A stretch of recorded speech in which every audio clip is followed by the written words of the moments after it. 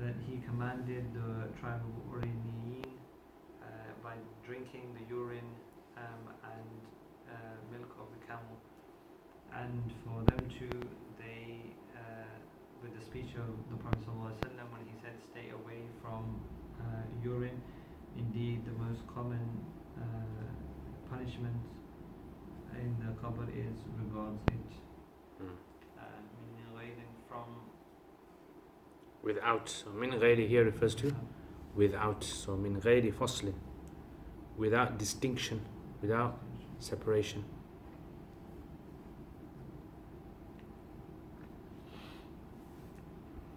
Because it is because it Yastahilu, because it, and because it transforms. It transforms to being smelly and rotten. So it becomes like the urine of that which is the meat of that animal which is not eaten. Good. And its interpretation of that which the Prophet ﷺ, that he knew their healing in it through inspiration. Good. Then according to Abu Hanifa rahimahullah, it is not permissible to drink it for medicine or for anything else, because it is not certain that it will cure. There is a cure in it. Good. So it does not turn it back from. So you should not turn away. You should not turn away from unlawfulness. The unlawfulness. And according to Abu Yusuf rahimahullah, it is permissible for medicine and for this treatment or cutting. Good. No, little qissati, due to the story that was mentioned earlier. Oh. So little qissati means. And according to Imam Muhammad rahimahullah, it is permissible for treatment and other than it, due to its purity. Okay. So Bismillah ar-Rahman ar-Rahim. فَإِن بَالَتْ فِيهَا شَاتٌ. Okay, now we're going to be talking about, we talked about the defecation of animals in wells. Now what about the urine of animals that we can eat? What about if they were to urinate? Okay, so remember we said about defecation? If the defecation is small in amount, then what's the ruling? Yeah, so defecation is removed and you can drink the water, is fine. Because it's something which is not easy to avoid. However, urine of animals, okay, the urine of animals, what's the ruling of this? So now, according to Imam Abu Hanifa and Imam Abu Yusuf rahimullah, they're on one side. On the other side you have Imam Muhammad. Imam Abu Hanifa and Imam Abu Yusuf rahimullah, they say that if a goat or a camel or a cow or any animal at all, whether we can eat the animal, whether we can't eat the animal, if it urinates into a well, that well water has become impure, you have to remove all the water from the well, and then and only then will the water become pure again. And on the other hand, you have Imam Muhammad. He says no, the water is fine. Yeah. So if an animal urinates in water, the animal that which we can eat, that water is considered to be clean, because he considers the urine of edible animals to be clean. Yes. He does say this, look. He does say this, that if an animal was to urinate in the water and then the volume of the urine is more than the volume of the water, then you can't do wudu with it, but it's still clean. Yes? Remember, like I told you about water. If you add something pure to water, yeah, like man musta'mal, and it's more than 50%, then you can't do wudu with it. It's clean, tahir, but not mutahhir. So the same principle applies over here. Everyone got that? Yeah. So this is Imam Muhammad's position on this. Now look at this. Why is there this difference of opinion with regards to urine, for animals' urine? It's because of two main hadith. Okay, this is the one hadith. One of the hadith is known as the hadith of the Uraniyin. the hadith of the Uraniyin basically is this.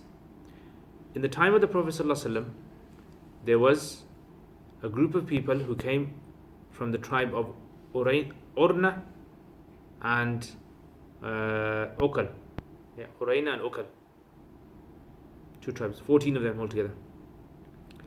They came, it's a locality that's found just outside of Makkah, Arafat. So they came, accepted Islam, came to Medina. Now Medina initially was a place where when people go there you get ill. Yeah, there's certain types of cities, villages, when you go there you get ill, just like sometimes when you go from this country to Pakistan, India, Bangladesh. Yeah, people are not used to it, they get ill and then they get used to it. So these people got ill, and the illness described is their skin color turned yellow and their stomachs began to swell. Yeah, they had lots of discomfort. So they came to the Messenger of Allah ﷺ and they told him what's happened. So he said, go to the camels of Sadaqah and drink from their milk and drink from their urine. Yeah, drink from their milk and drink from their urine. So they went. The camels of Sadaqah were outside of Medina. So they went there, they drank the milk, they drank from the urine, and the urine is very strong, just like the milk. If you've ever drank camel's milk, yeah, camel's milk is extremely strong. So they drank this and they got better. But what happened was, they thought to themselves, they've got all these camels, there's only one shepherd here, yeah, let's go and steal them. So they left Islam, they killed the shepherd, they stole the camels and they went off. So news of this reached the Prophet ﷺ and he was extremely upset that these people had deceived him like this. So he sent a group of men after them, they brought them, captured them, and then the Prophet ﷺ commanded for them to be punished. And the punishment was that their hands and feet on opposite ends were cut off and their eyes were branded, yeah, with a hot piece of metal. Yes, they were blinded to them. And they were left in the desert to die, and they died. Yeah, this was their punishment. And so the whole point of this story was that the urine, drinking of the urine. Yeah, so this is why some of the scholars like Imam Muhammad, Imam Malik have taken that animals' urine is clean. Animals that we can eat, their urine is clean. Now, Imam Abu Yusuf and Imam Abu Hanifa rahimullah, they say that this incident was in the beginning of Islam. This incident was in the beginning of Islam. There's another hadith that the Prophet ﷺ said, yeah, and this is a little story behind it. They say the story was this: there was one day a Sahabi who died, and when he passed away, the Prophet ﷺ placed him into the grave, buried him. And then the Prophet ﷺ felt that he was going through the punishment of the grave. So he went afterwards and he went to the man's home. He went and asked his wife. He said, what did he used to do? So she said, I think it was, he used to have sheep and goats. And he never used to take care of the urine. So when they used to urinate, he wouldn't take care of the urine. So the Prophet ﷺ, he told the Sahaba, he said, Istanzihu min al-bawl. Stay well clear of urine, because inna amata azab al-qabr minhu. Most of the azab of the grave is going to be due to people not being cautious of cleanliness, taking care of the urine. Yeah, so this is, now this hadith that has come is clashing with the other hadith, because the other hadith seems to say that this was fine, and this one says, what does it say? Yeah, stay away. So what do you do? So in this situation, the Hanafis have this procedure. The first step they do is this. The first step number one, is to see whether one came before the other historically. So if one came before the other, then they use what they know as abrogation. One abrogates the other. So the second hadith abrogate the first. If abrogation is not possible, the second step that they go to is that they try to find which one is more preferred over the other. Yeah? So one is more preferred over the other. Maybe one is stronger in evidence, dalil. And if that's not possible, then step number 3 is they try and reconcile between the two. Yeah, try and act upon the two as much as possible. And if that's not possible, then they don't act on either hadith.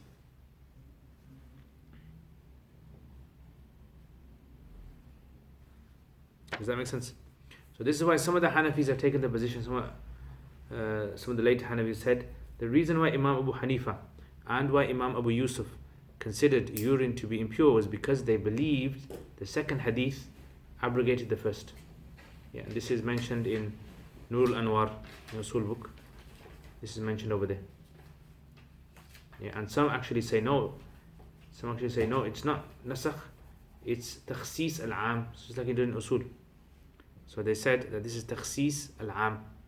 In other words, that the I won't mention that because it's not mentioned here, so it's going to take a bit of time to explain. So I'll just leave it there. Everyone got that? Now, Imam Hidayah has given another answer. Why would the Prophet ﷺ prescribe urine of the camel for? So they said it's possible that the Prophet ﷺ had given this ruling because it was something that was known to him through wahi. So through revelation he knew that this is a cure for that. So the Prophet ﷺ's life, remember, there were certain things that he said which were said as a leader and a messenger. Those are statements that we have to take as part of our religion. But there were certain things that he said that were said out of just general being a human being. Yeah, like eating, sleeping, walking, doing this, doing that. Those are not necessary for us to act upon because they weren't said out of Islam. They were said just as a normal person. Does that make sense? Like someone said, open the door, close that door, pass me the water, do this, do that. Make sense? And there were certain things the Prophet ﷺ said that were unique. We're not supposed to follow those things. And those were things which are to do with things that are unique to him. Like for example, the Prophet ﷺ being allowed to marry more than 4, and the Prophet ﷺ fasting continuously day after day without eating anything in between, and the Prophet ﷺ telling certain miraculous things which don't apply to us. Does that make sense? So this is one of those things. The wahi was, the shifa was known wahyan, through revelation. Okay, so let's read this down. Everyone got up to there? Okay, فَإِن بَالَتْ فِيهَا شَاتٌ, if a goat urinates in it, meaning in the well, نُزِحَ الْمَاء, the water will be removed, all of it. In the Abi Hanifa, Abu Yusuf. وقال Muhammad, Imam Muhammad says, لا ينزح, nothing will be removed, إلا except إذا غلب الماء إذا غلب على الماء. Yeah, if the urine dominates the water. In other words, it's more than 50%. And even in that case, it won't be treated as najis. What will be treated as? Tahir, but not mutahhir. Makes sense? Tahir, but not mutahhir. فَيَخْرُجْ مِنْ أَنْ يَكُونَ طَهُورًا, and all that will happen is the water will no longer remain tahur, mutahhir, but it will remain tahir. So here's where a lot of students make a mistake. Yeah, I'm trying understanding this. Okay, now asluhu. What's the asal here? What's the principle here? Underlying issue. أن بول ما يؤكل لحمه طاهر عنده. According to him, عنده, the urine of animals which are edible is clean. Najisun عندهما, and impure according to them too. Shaykhain. Lahu, Imam Muhammad's dalil. And the Nabi sallallahu alaihi wasallam, Messenger sallallahu alaihi wasallam, amara, commanded the Uraniyin, that the Uraniyin drink bishurbi al-abwal al-ibl wa albaniha, the milk and the urine of the camels. Walahuma, and them too say, qawlu alayhi salam, istanzihu min al-bawl, stay away from urine, all urine. فَإِنَّ عَامَةَ عَذَابِ الْقَبْرِ مِنْهُ, because most of the adhab of the qabr is from it, due to it. مِنْ غَيْرِ فَصَل, without distinction, without distinguishing what kind of urine. So he didn't say فَإِنَّ إِسْتَنْزِهُ مِنْ بَوْلِ الْإِنسان, yeah, or إِسْتَنْزِهُ مِنْ بَوْلِ الْحَيْوان. He didn't say that. He just said urine. And we know in usul that when a word is mutlaq, it's not muqayyad. Al-mutlaq yajri ala itlaqi. Make sense? Okay. Now, the logical reason for why animals' urine, animals that we can eat, why their urine is impure, is this. لِأَنَّهُ يَسْتَحِيلُ, because the animal's excretion, the urine, it transforms to something that is rotten and fasad, and something that's gone bad. And this is a strong sign that the thing is impure. It's not like a necessary sign, but it is a strong sign. فَصَارَ كَبَوْلِ مَا لَا يُؤْكَلْ لَحْمُهُ. So then therefore there is no difference between the urine of an animal we can eat and an animal which we can't eat, like a lion or a tiger. Yeah. Their urine, just as we can't drink that, or just as if it was to go into a well it'd make it impure, so does their urine. How do we answer the hadith though? وَتَأْوِيلُ مَا رُوِيَ, and the interpretation of the hadith. So remember this guys. Hadith that we have, right? Hadith is always open to interpretation. Yeah? Hadith is always open to interpretation if there's a need for it. Does that make sense? So remember, nothing in Islam clashes. There can never be contradiction in Islam. But if you get two texts which seem to contradict, what do? You have to interpret. Yeah, you got to interpret one with the other. So over here, وَتَأْوِيلُ مَا رُوِيَ, interpretation of what is narrated. أَنَّهُ alayhi salam عَرَفَ شِفَاءَهُمْ فِيهِ وَحْيًا, he recognized their cure in it. In it meaning in the urine of the camel. Wahyan, by way of revelation. He knew that. That's how he figured it out. Yeah, Allah told him. Does that make sense? Now, if something is known wahyan, remember we said this, if something is known wahyan, then you can't do ijtihad in that thing. Yeah, you can't use any reasoning to try and find out. Now look at this. Let's extend this masala now. Okay, Imam Abu Hanifa, Imam Abu Yusuf say the urine is impure. Fine. Imam Muhammad says urine's clean. What about, are we allowed to use urine, or for that matter, anything which is haram? Are we allowed to use it for medicinal purposes or not? Alcohol or anything like that. Are we allowed to use them? Does that make sense? Now look, let's say someone's dying. If someone's dying and the guy is dying of thirst, the only thing in front of him is urine, is he allowed to drink it? Yes, he's allowed to drink it. Why? Necessity. Remember, your health, your life is more important than anything. So the Sharia, the Quran mentions that if a person's in a state where they are forced, they have no choice, then they can consume it.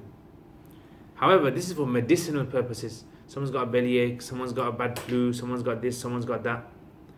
And the doctor, he is going to prescribe urine to the person to drink. Is he allowed to take that urine or not? Does that make sense? Now, before we answer this, one thing you have to remember, look, what was the state of medicine in them days? And what's the state of medicine today? Yes? So in them days and today, there's a big difference. And one of the biggest difference is that there's lots and lots and lots of advancements that have been made in medicine today. Yeah, today they can, they can find cells, they can even produce cells in laboratories, they know exactly how medicines work, they've broken down medicines into their ingredients. And in the olden days, it was more of a trial and error, even though today is trial and error, but it's more accurate today than it was in the past. Have you got that? So someone had a bellyache in the past, it was like just, maybe a few types of bellyaches, but nowadays there's so many possibilities. Have you got that? So this is why sometimes, like I told you before, when you have a masala that was mentioned in the past, in the days of the Sahaba, or in the early Muslim days, that science was a very rudimentary science. Yeah, the medicine was based upon like Greek medicine as well. So it wasn't that advanced as it is today. So sometimes when a fatwa was given in the olden days, it was given in accordance with the old medicine. Remember, we did the masala of the blood coming out and the humus. Yeah, so that was based on their science. In today's science, it's different. And I gave you example like in the olden days, they used to believe that there is a a path going between your ear, yeah, a channel going between your ear and to your throat. That's why they used to say that if you put oil or medicine in your ear, it will break your fast. Yeah, but nowadays they've realized through medicine that no, there's a eardrum there, yeah, and it's blocked, it's a membrane. So even if you put drops in, it won't go through, it'll just come back out again. Yeah, so this is why now the fatwa has changed on that. So this is something that happens as time goes by. So here, what's the ruling of urine in them days? So according to Imam Hanifa rahmah, he says absolutely not. Imam Hanifa has like a strict rule here when it comes to medicine. He says you can only use like a haram ingredient if you absolutely know that it's going to cure the person. Otherwise, if you don't know it's going to cure the person, or you think most likely to cure him, you can't use it. It's got to be like absolute certain. And is that possible? He says no. Does that make sense? And there's like hadith for that. The Prophet ﷺ, once a man came and he was going to give someone alcohol as a medicine. So the Prophet ﷺ said no. Inna Allah lam yaj'al shifa'akum fi ma harrama. Allah has not put your shifa in that thing which He has made haram. Yeah. So if He's made something haram, how can there be shifa in there? So that is taken as it is, and so no. Imam Abu Yusuf rahimullah, he says that no, because the hadith has happened, we know that there is some scope for its usage. So he says that you're allowed to use, if a doctor says that this medicine is going to help the person and it contains urine, it's fine. He's using that camera. Yeah. Only specifically camera. This is generally for haram things. Even like we take this today as well. Yeah, so that's why What's the main stance today? yeah, that position. Yeah, Like, Imam Abu Yusuf's position.